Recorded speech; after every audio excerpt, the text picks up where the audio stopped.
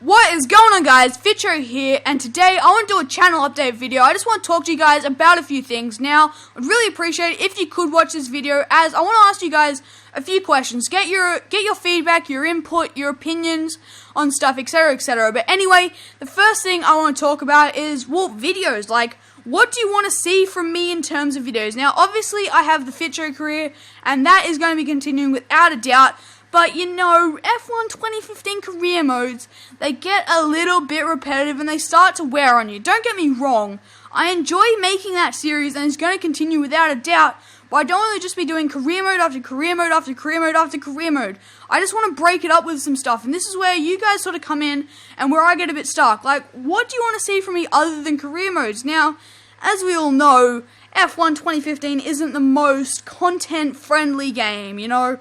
There's not much to do other than career modes. Now, I did have the challenge series, but that has sort of died out as I sort of ran out of challenges to do. But if you do actually have any challenges, please comment them down below. I'd be very interested to hear them.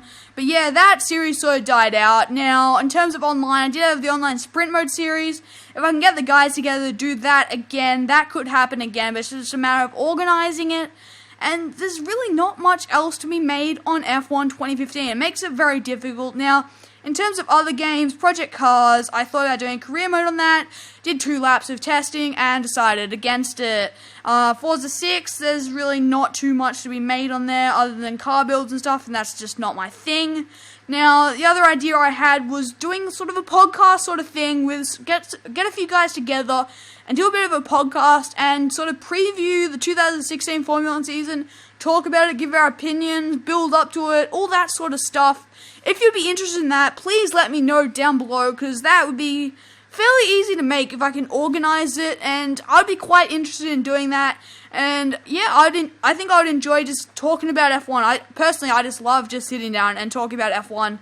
So that would be one of the videos. I'd quite like to do that if I can get some guys together and you guys want to see it.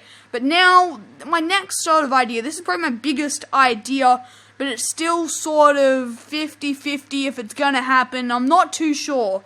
Now, if you have been watching the Fitcho career, you'll know when I announced it, I said F1 2015 is the only game I can create content on. Now, I have sort of been looking around for a 360 wheel, and that means I will be able to go back and play F1 2010, 11, 12, and 13, and no, I'm not going to even touch 14, that game can just be pushed aside and just left alone. But would you guys be interested in a career mode on one of those games, or all 4 of them? I'm not that interested in doing a progressive career mode across the games, you know. That seems to be the thing at the moment, but so many people are doing it at the moment. I just don't want to be a sheep in the herd, really. I want to do my own thing, so I don't really want to do that. But I did run a poll the other day on Twitter, which game out of 10, 11, 12, or 13 you'd like to see a career mode on. Now, 13 won by 2 votes, but someone replied saying they voted 13 and wanted to vote 12, and that meant F1 2012 and F1 2013 tied in that poll. Now, there is a link to a straw poll in the description, and I'd really, really, really appreciate if you could vote on that. It's between F1 2010, 11, 12, and 13 for a career mode. Now, this, as I said at the start, this may or may not happen, and there's one thing it all comes down to: if I can get my hands on a 360 force feedback wheel.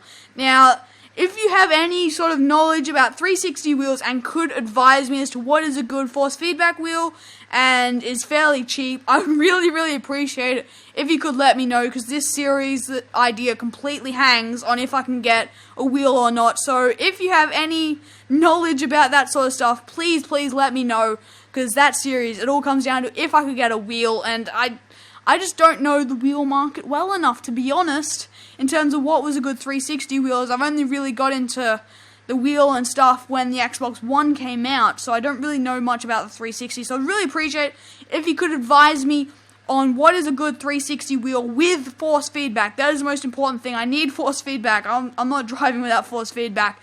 But yeah, that is all for today. I hope you guys have enjoyed this more informative video.